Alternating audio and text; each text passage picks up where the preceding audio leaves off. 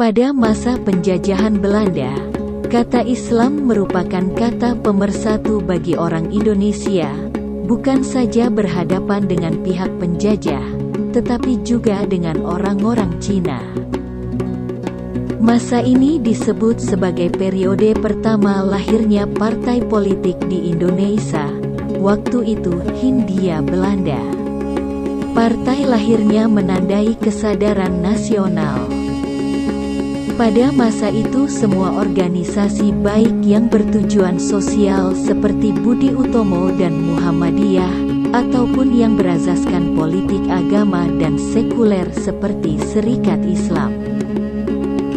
Kehadiran partai politik pada masa permulaan merupakan perwujudan kesadaran nasional untuk mencapai kemerdekaan bagi bangsa Indonesia.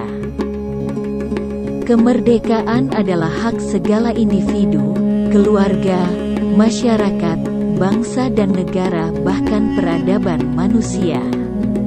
Penjajahan di dunia harus dihapuskan karena tidak sesuai dengan peri kemanusiaan, peri keadilan dan nilai-nilai kemuliaan manusia.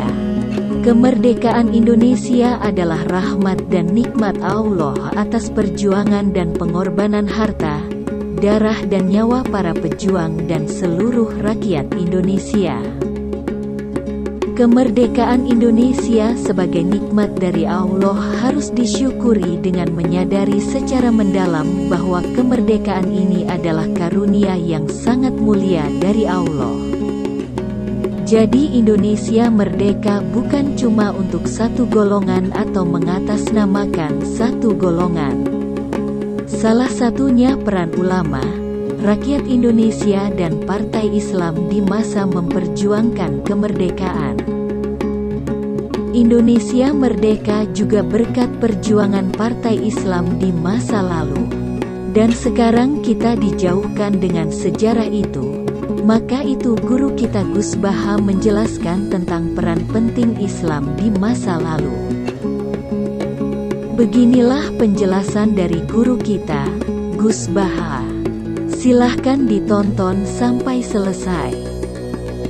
Orang yang pro Megawati itu begitu mendewakan Soekarno, seakan-akan Indonesia itu dimulai dari Bung Karno, sampai ada HAM Soekarnoisme, bahwa Indonesia itu seakan-akan dimulai dari Soekarno. Memang deklarator kemerdekaan Indonesia itu Soekarno, tapi umat Islam atau partai-partai Islam itu tidak kecil hati, karena embrio yang bernama Indonesia itu dari tahun 1908, sebelum ada partai nasionalis yang berani melawan kolonialisme Belanda, adalah partai-partai Islam. Sehingga kebangkitan Indonesia dimulai 1908, karena saat itu yang pertama mencetus ide melawan Belanda adalah kiai-kiai Islam, yaitu saat itu bikin serikat dagang Islam, terus lama-lama menjadi serikat Islam, terus lama-lama menjadi partai Islam. Dimulai dari angkatannya Hos Cokroaminoto, jenis Haji Umar Said Sinten Cokroaminoto, itu disingkat jenis Hos Cokroaminoto. Jadi tidak bisa Indonesia itu meninggalkan partai Islam, karena dulu pertama pendiri era kepartaian niku malah partai-partai apa? Islam yang lahir di Solo, di Jogja. Bahkan sebelum ada negara yang bernama Indonesia, itu ada negara yang bernama Demak Bintoro, ada Demak Ngayogyakarta Karto. Itu semua negeri apa? Islam. Ya paham. Sehingga secara kesejarahan kita tidak kalah sama tuanya Soekarnoisme atau partai PN. Dan sampai kan kita ini kan kayak dini nabubuk kan, seakan-akan Indonesia itu dimulai dari Soekarno. Jika nak wani Pak Karno itu koyo-koyo itu kita anti Indonesia. Ya kita tidak mungkin nggak menghormati Soekarno, beliau sebagai pahlawan besar kita hormati. Ya, tapi ya kebesaran Pak Karno demi bangsa Indonesia jangan kemudian direduksi, disederhanakan hanya melewati partai.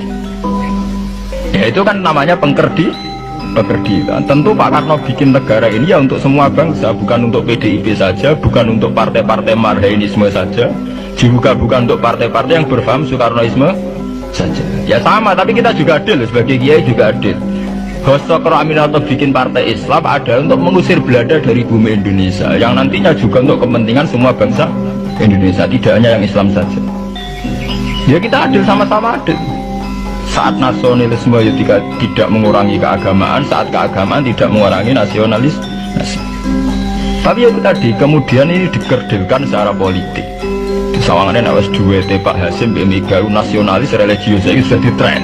Agar duet tenangane pasangan nasionalis sampai apa nak nasionalis terus wajib sholat, apa nak religius terus gak wajib nasional. Sebetulnya itu kan sih. Apa kan orang Indonesia terus wajib sholat hanya karena atas nama nasionalis. Apa nak guys kiai terus wajib bayar pajak. Itu kan pengkerdilan, proses pembohongan ya. Pembohongan secara publik. Itu dibodokno, sedurunge bodoh kan itu kan repot. Amane sedurunge bodoh dibodokno kenapa? Nurut. Makanya kalau seneng ya, kayak kemarin Hari Kebangkitan Nasional itu seneng kalau diungkap terus di TV bahwa kebangkitan Indonesia dimulai dari 1900. Pentingnya bahwa orang-orang yang sok Soekarnoisme biar tidak mereduksi Pak Karno hanya milik mereka sendiri, karena bangsa ini berdiri semenjak 1908. Dimulai dari gerakan Budi Utomo sampai Hosokro Aminoto sampai macam-macam ya, serikat-serikat Islam. Tapi ini terungkap sausi tukaran. Jadi sebetulnya Presiden Gus Dur jadi Presiden Yasa karena Basim Asari berjuang sebelum tahun 45. Megawati Yasa ya karena beliau berjuang lewat bapaknya, ya sama semuanya sah. Pak SBY juga sah karena keluarga militer. Apa mana dia mantune Sarwoedi sing ra roh sapa perjuangane mertuane. Gak iso adol bapak ya adol mertuane. Pokoke sing dikena didol pokoke. Tapi artinya sama, kita secara sejarah itu sama. Kita sebagai santri juga tidak kalah sejarah. Karena berdirinya nasional dan lewat para kiai.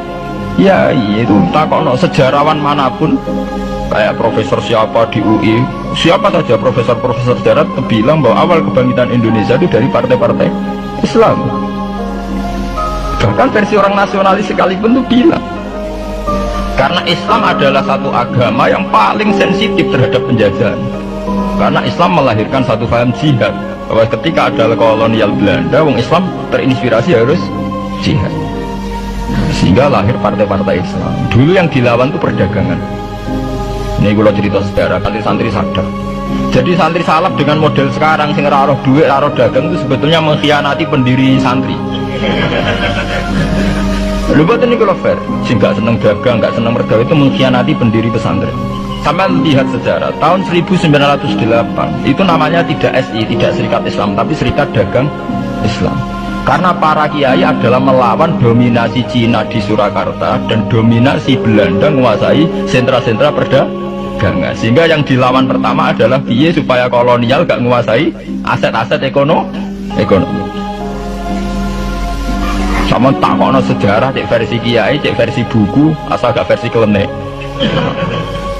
Itu pertama yang dilawan para ulama adalah penguasaan aset ekonomi oleh Cina dan Belanda, sehingga mereka bikin serikat. Kemerdekaan yang hakiki juga bermakna memberi kebebasan dan kelapangan hati, pikiran, dan perbuatan manusia untuk menyampaikan pendapat dan berkreasi dalam amal perbuatan secara terbuka, tanpa ada rasa khawatir, takut dan tertekan. Selain itu, setiap orang dipersilahkan untuk menjalankan syariat agamanya. Kewajiban seorang muslim hanyalah menyampaikan kebenaran dengan cara yang arif dan bijaksana. Akhirnya kemerdekaan yang telah diraih dengan pengorbanan pikiran, tenaga, harta, air mata dan nyawa pejuang-pejuang bangsa terdahulu kita dapat menjaga, mempertahankan, memperjuangkan, dan mengisi kemerdekaan dengan memaksimalkan seluruh potensi alam, sumber daya manusia, dan nilai-nilai juang bangsa Indonesia.